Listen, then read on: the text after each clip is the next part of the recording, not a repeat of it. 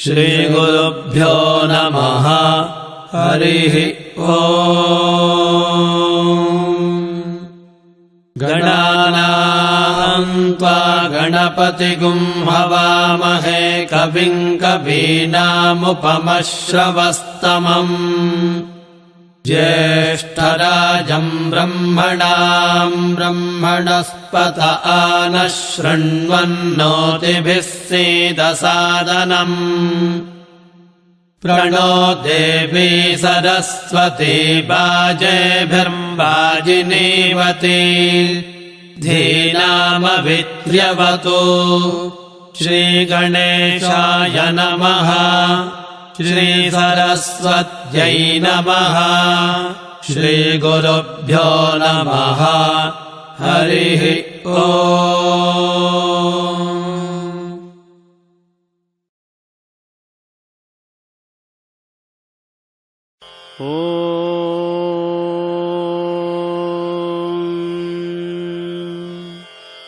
तच्छयोरावृणीमहे।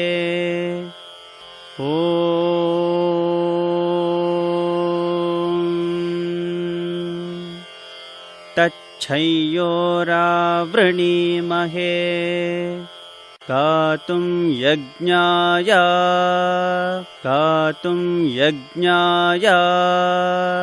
गातुं यज्ञपतये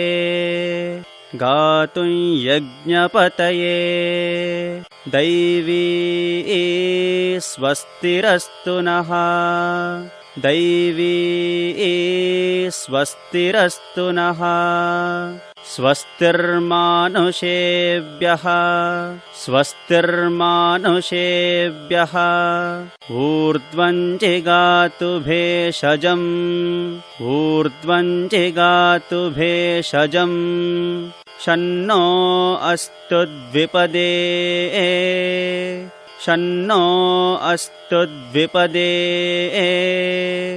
शञ्चतुष्पदे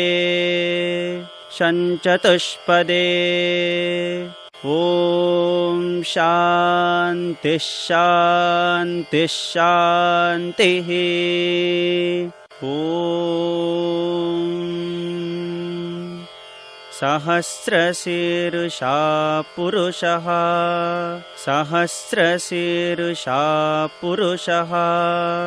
सहस्राक्षः सहस्रपात्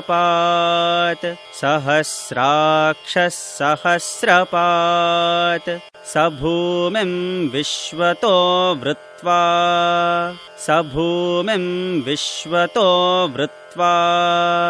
अत्यतिष्ठद्दशाङ्गुलम् पुरुष एवेदगुं सर्वम्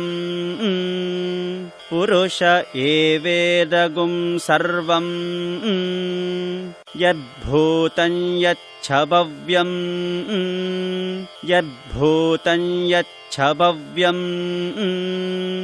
उतामृतत्वस्येषानः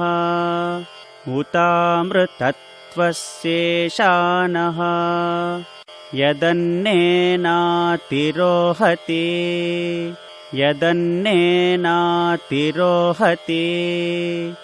एतावानस्य महिमा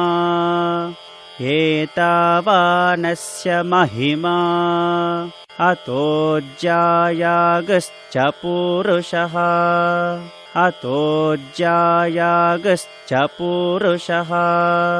पादोऽस्य विश्वाभूतानि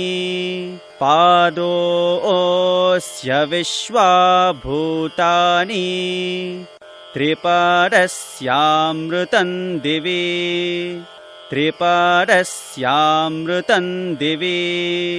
त्रिपादूर्ध्वमुदैत्पुरुषः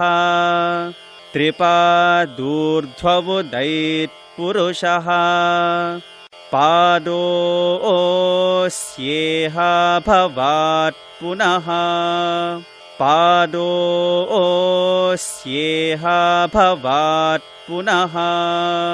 ततो विश्वं यक्रामत् ततो विश्वं यक्रामत् शासनानशने अभि शासनानशने अभि तस्मात् विराडजायत तस्मात् विराडजायत विराजो अधिपुरुषः विराजो अधिपुरुषः स जातो अत्यरिच्यत स जातो अत्यरिच्यत पश्चाद्भूमिमथो पुरः पश्चाद्भूमिमथो पुरः यत्पुरुषेण हविषा यत्पुरुषेण हविषा देवा यज्ञमतन्वता देवा यज्ञमतन्वता वसन्तो अस्यासीदाज्यम् वसन्तो अस्यासीदाज्यम् ग्रीष्मयुग्मशरद्धविः ग्रीष्मयुग्मशरद्धविः सप्तास्यासन् परिधयः सप्तास्यासन् परिधयः त्रिसप्तसमिदः कृताः त्रिसप्तसमिदः कृताः देवा यज्ञं तन्वानाः देवा यज्ञं तन्वानाः अभद्नन् पुरुषं पशुम् अभद्नन् पुरुषं पशुम् तं यज्ञं बर्हिषि प्रोक्षन् तं यज्ञं बर्हिषि प्रोक्षन् पुरुषं जातमग्रतः पुरुषं जातमग्रतः तेन देवा अयजन्ता तेन देवा अयजन्ता साध्या ऋषयश्च ये साध्या ऋषयश्च ये तस्मात् यज्ञात् सर्वहुतः तस्मात् यज्ञात् सर्वहुतः संभृतं पृषदाज्यम् संभृतं पृषदाज्यम् पशुगुस्तागुश्चक्रे वायव्यान् पशुगुस्तागुश्चक्रे वायव्यान् आरण्यान् ग्राम्याश्च ये आरण्यान् ग्राम्याश्च ये तस्मात् यज्ञात् सर्वहुतः तस्मात् यज्ञात् सर्वहुतः ऋचः सामानि जज्ञिरे ऋचः सामानि जज्ञिरे छन्दागुंसि जज्ञिरे तस्मात् छन्दागुंसि जज्ञिरे तस्मात् यजुस्तस्मादजायत यजुस्तस्मादजायत तस्मादश्वा अजायन्त तस्मादश्वा अजायन्त एके चोभयादतः एके चोभयादतः गावो हजग्निरे तस्मात् गावो हजग्निरे तस्मात् तस्माज्जाता अजावयः तस्माज्जाता अजावयः यत्पुरुषं व्यदरुः यत्पुरुषं व्यदरुः कथिता व्यकल्पयन् कथिताव्यकल्पयन् मुखं किमस्य कौ बाहू मुखं किमस्य कौ बाहू का भूरूपादावुच्येते का भूरूपादावुच्येते ब्राह्मणोऽस्य मुखमासीत् ब्राह्मणोऽस्य मुखमासीत् बाहुराजन्यः कृतः बाहुराजन्यः कृतः ऊरू तदस्य यद्वैश्यः ऊरू तदस्य यद्वैश्यः पद्भ्यागुं शूद्रो अजायत पद्भ्यागुं शूद्रो अजायत चन्द्रमा मनसो जातः चन्द्रमा मनसो जातः चक्षोः सूर्यो अजायत चक्षोः सूर्यो अजायत मुखादिन्द्रश्चाग्निश्च मुखादिन्द्रश्चाग्निश्च प्राणाद्वायुरजायत प्राणाद्वायुरजायत नाभ्या आसीदन्तरिक्षम् नाभ्या आसीदन्तरिक्षम् शीर्ष्णोऽध्यो समवर्तत शीर्ष्णोऽध्यो समवर्तत पद्भ्यां भूमिर्दिशश्रोत्रात् पद्भ्यां भूमिर्दिशश्रोत्रात् तथा लोकागुम् अकल्पयन् तथा लोकागुम् अकल्पयन् वेदाहमेतं पुरुषं महान्तम् वेदाहमेतं पुरुषं महान्तम् आदित्यवर्णं तमसस्तु पारे आदित्यवर्णं तमसस्तु पारे सर्वाणि रूपाणि विचित्य धीरः सर्वाणि रूपाणि विचित्य धीरः नामानि कृत्वाभिवदन् यदास्ते नामानि कृत्वाभिवदन् यदास्ते धाता पुरस्ताद्यमुदा जहार धाता पुरस्ताद्यमुदा जहार शक्रः प्रविद्वान् प्रदिशश्च तस्रः शक्रः प्रविद्वान् प्रदिशश्च तस्रः तमेवं विद्वानमृत इह भवति तमेवं विद्वानमृत इह भवति नान्यः पन्था अयनाय विद्यते नान्यः पन्था अयनाय विद्यते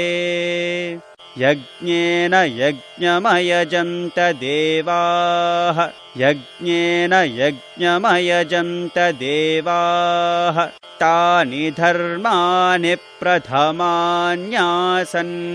तानि धर्माणि प्रथमान्यासन् ते हनाकं महिमानः सचन्ते ते हनाकं महिमानः सचन्ते यत्र पूर्वे साज्याः सन्ति देवाः यत्र पूर्वे साज्याः सन्ति देवाः अद्भ्यः सम्भूतः पृथिव्यैरसाच्च अद्भ्यः सम्भूतः पृथिव्यैरसाच्च विश्वकर्मणः समवर्तताधि विश्वकर्मणः समवर्तताधि तस्य त्वष्टा विददद्रूपमेति तस्य त्वष्टा विददद्रूपमेति तत्पुरुषस्य विश्वमाजानमग्रे तत्पुरुषस्य विश्वमाजानमग्रे वेदाहमेतं पुरुषं महान्तम् वेदाहमेतं पुरुषं महान्तम् आदित्यवर्णं तमसः परस्तात् आदित्यवर्णं तमसः परस्तात् तमेवं विद्वानमृत इह भवति तमेवं विद्वानमृत इह भवति नान्यः पन्था विद्यते यनाय नान्यः पन्था विद्यते यनाय प्रजापतिश्चरति गर्भे अन्तः प्रजापतिश्चरति गर्भे अन्तः अजायमानो बहुधा विजायते अजायमानो बहुधा विजायते तस्य धीराः परिजानन्ति योनिम् तस्य धीराः परिजानन्ति योनिम् मरीचीनां पदमिच्छन्ति वेधसः मरीचीनां पदमिच्छन्ति वेधसः यो देवेभ्य आतपति यो देवेभ्य आतपति यो देवानां पुरोहितः यो देवानां पुरोहितः पूर्वो यो देवेभ्यो जातः पूर्वो यो देवेभ्यो जातः नमो रुचाय ब्राह्मये नमो रुचाय ब्राह्मये ऋचं ब्राह्मं जनयन्तः ऋचं ब्राह्मं जनयन्तः देवा अग्रे तदब्रुवन् देवा अग्रे तदब्रुवन् यस्त्वैवं ब्राह्मणो विद्यात् यस्त्वैवं ब्राह्मणो विद्यात् तस्य देवा असन्वशे तस्य देवा असन्वशे ह्रीश्च ते लक्ष्मीश्च पत्न्यौ ह्रीश्च ते लक्ष्मीश्च पत्न्यौ अहोरात्रे पार्श्वे अहोरात्रे पार्श्वे नक्षत्राणि रूपम् नक्षत्राणि रूपम् अश्विनौ व्यात्तम् अश्विनौ व्यात्तम् इष्टं मनीषाना इष्टं मनीषाना अमुं मनीषाना अमुं मनीषाना सर्वं मनीषाना सर्वं मनीषाना तच्छय्योरावृणीमहे तच्छय्योरावृणीमहे कातुं यज्ञाय कातुं यज्ञाय कातुं यज्ञपतये कातुं यज्ञपतये दैवी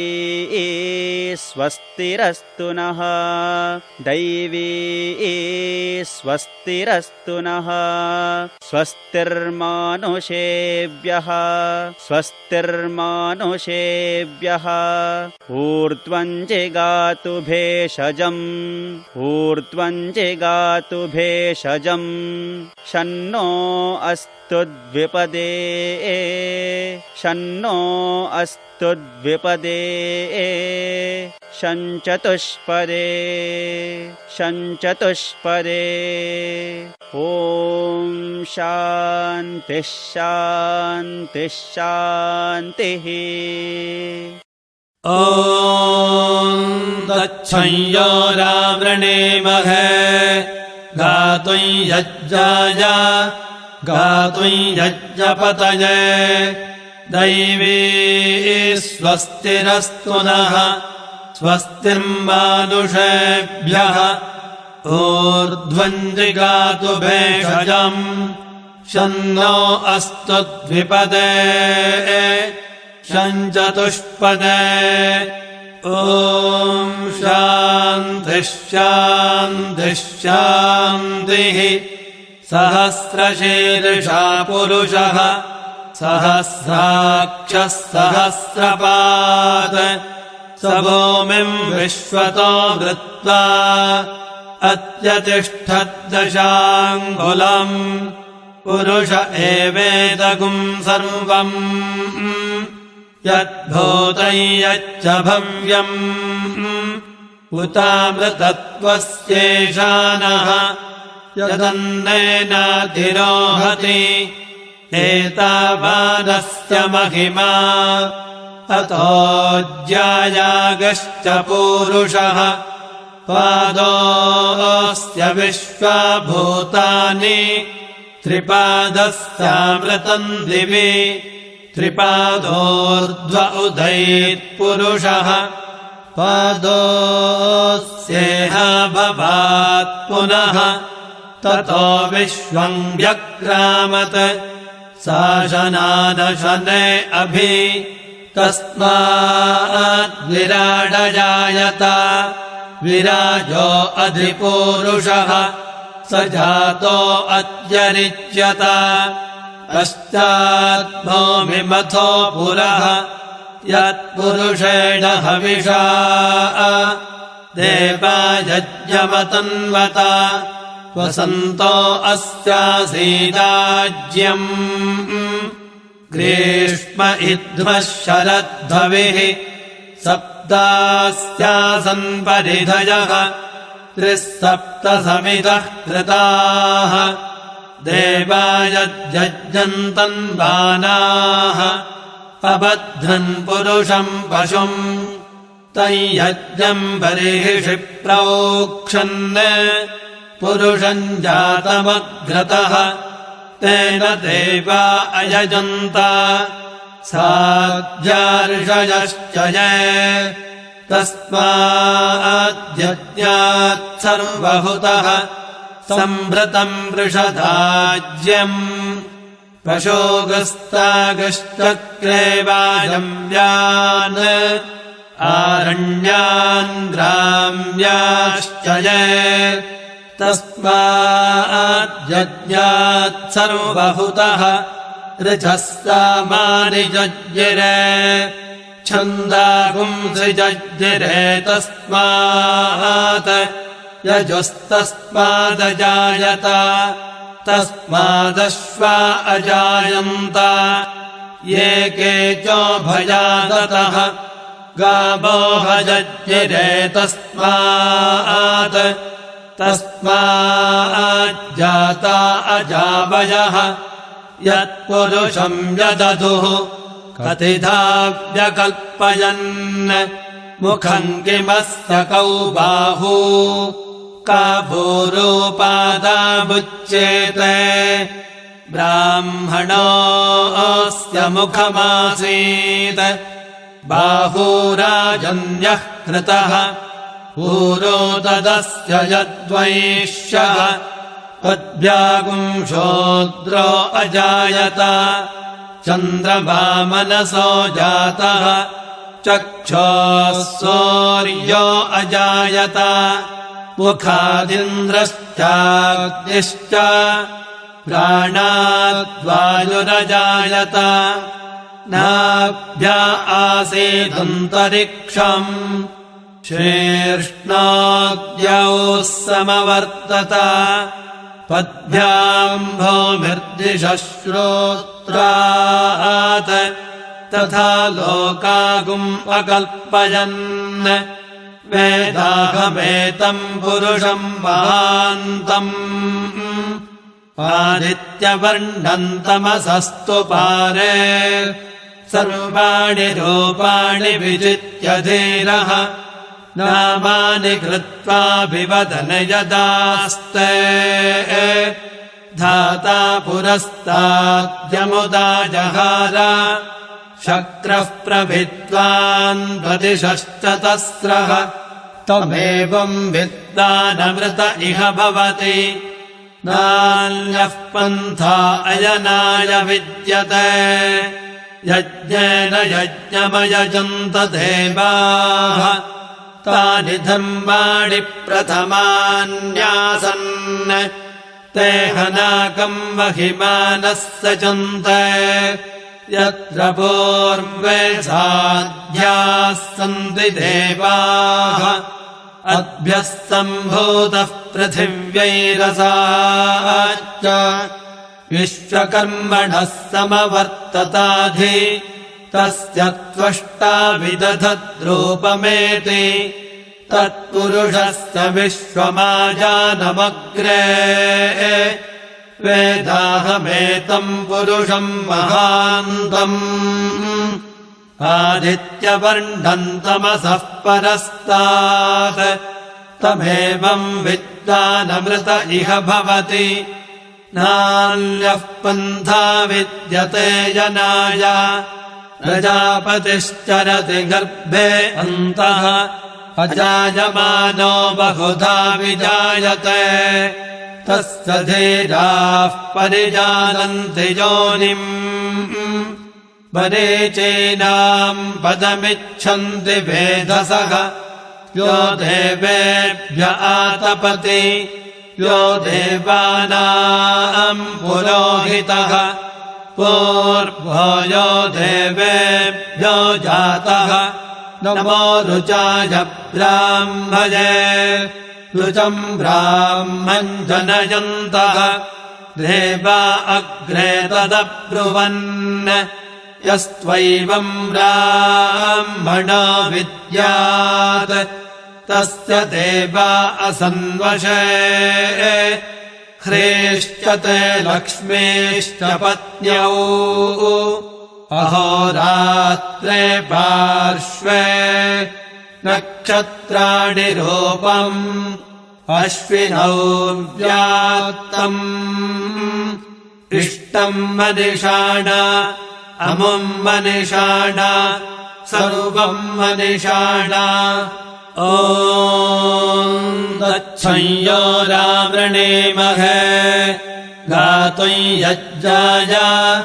गातुम् यज्ञपतये दैवी स्वस्तिरस्तु नः स्वस्तिर्मानुषेभ्यः ऊर्ध्वम् जिगातु भेषजम् शन्नो अस्तु द्विपदे शञ्चतुष्पदे ॐ शान्तिः शान्तिः शान्तिः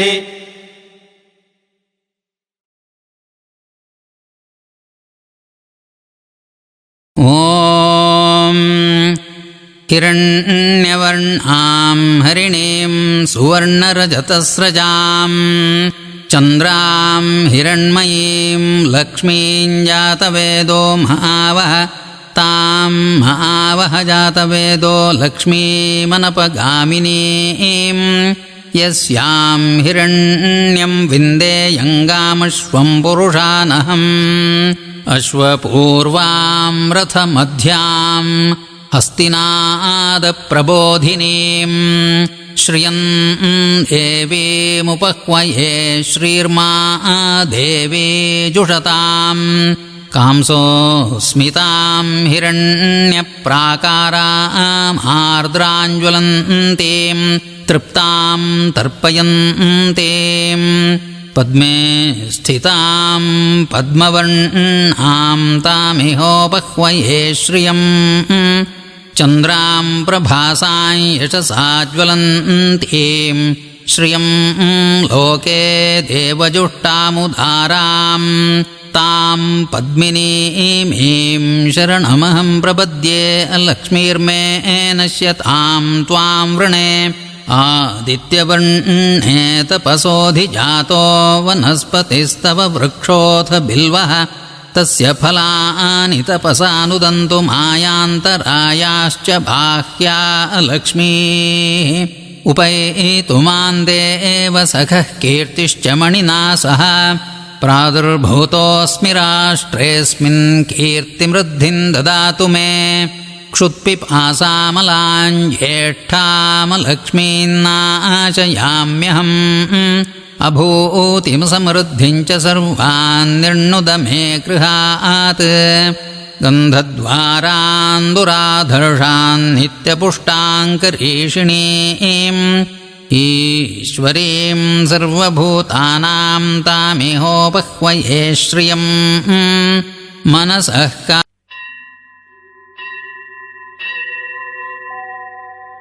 त्रिदलं त्रिगुणाकारं त्रिनेत्रं च त्रियायुधं त्रिजन्मपापसंहारम् एकबिल्वं शिवार्पणम् त्रिशाखैः बिल्वपत्रैश्च अच्छिद्रैः कोमलैः शुभैः तव पूजां करिष्यामि एकबिल्वं शिवार्पणम्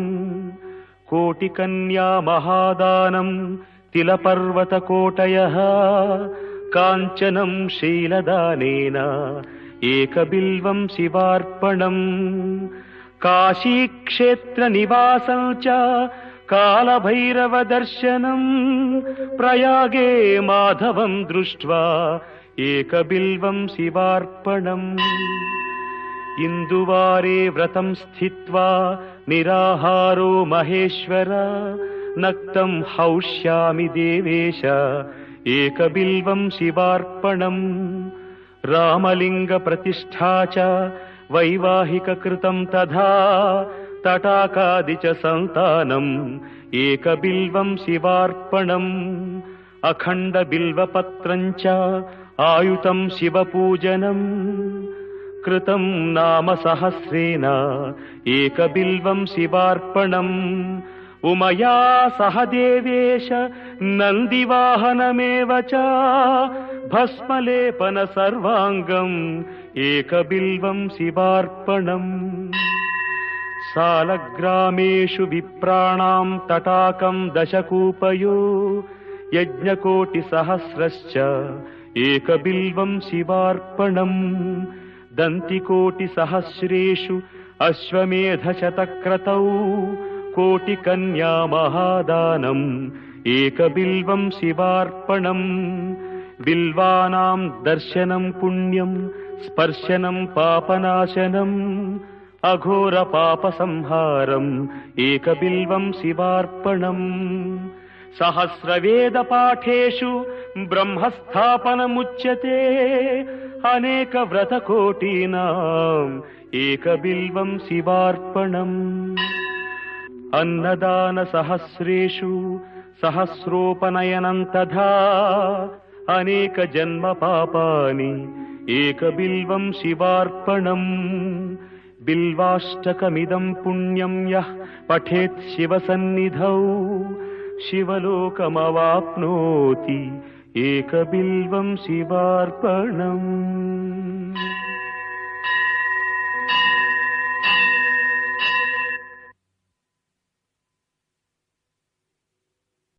स्वस्ति प्रजाभ्यः परिपालयन्ताम् न्यायेन मार्गेण महीमहेशाः गोब्राह्मणेभ्यः शुभमस्तु नित्यम् समस्तलोकाः सुखिनो भवन्तु समस्तलोकाः सुखिनो भवन्तु समस्तलोकाः सुखिनो भवन्तु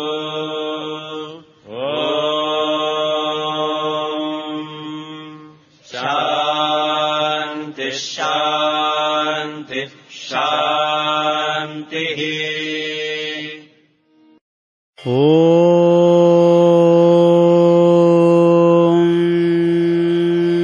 यदक्षरपदभ्रष्टम् मात्राहीनं तु यद्भवेत् तत्सर्वं क्षम्यतां देवा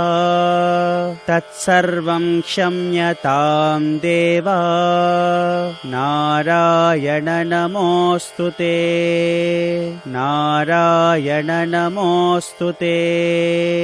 विसर्गबिन्दुमात्राणि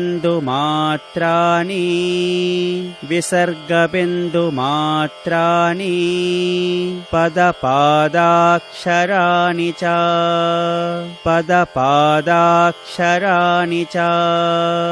न्यूनानि चातिरिक्तानि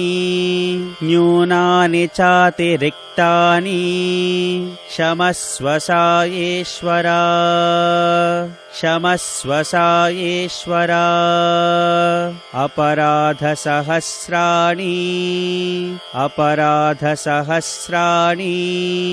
क्रियन्ते हर्निशन्मया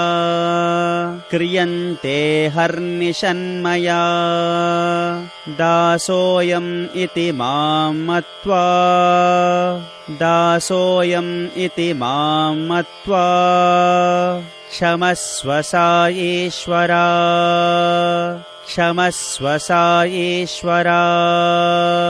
अन्यथा शरणं नास्ति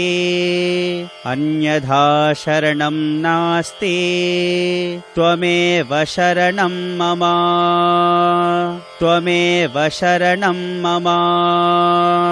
तस्मात्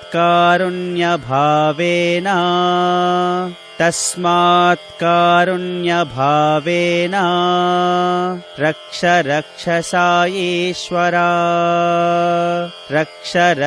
सायेश्वरा हरिः ॐ तत्सत्